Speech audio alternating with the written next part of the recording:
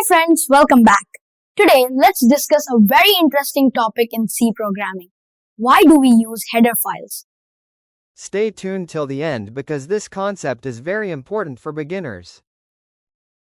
First, let's start with a simple program. Let's take three variables a, b, and c.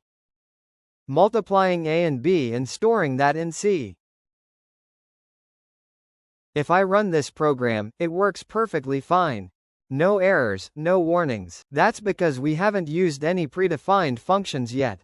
Now, let's make a small change. I'll add a printf statement. This time, the program runs and gives output, but along with it, we also see warnings.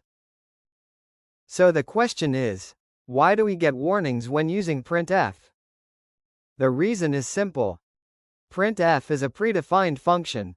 The compiler doesn't automatically know what printf is or how it works.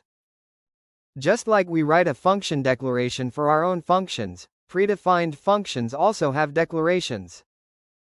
For example, the declaration of printf looks like this. Without this declaration, the compiler gets confused.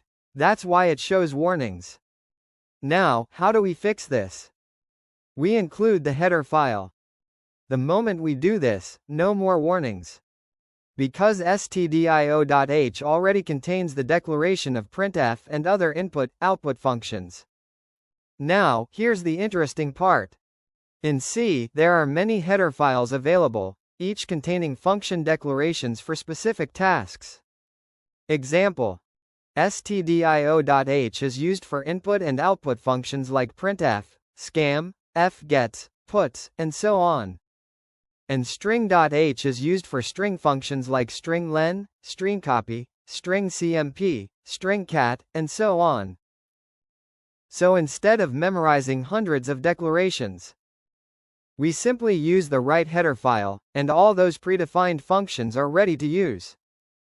So the main purpose of header files is to provide all the function declarations we need, so we can use predefined functions without errors or warnings.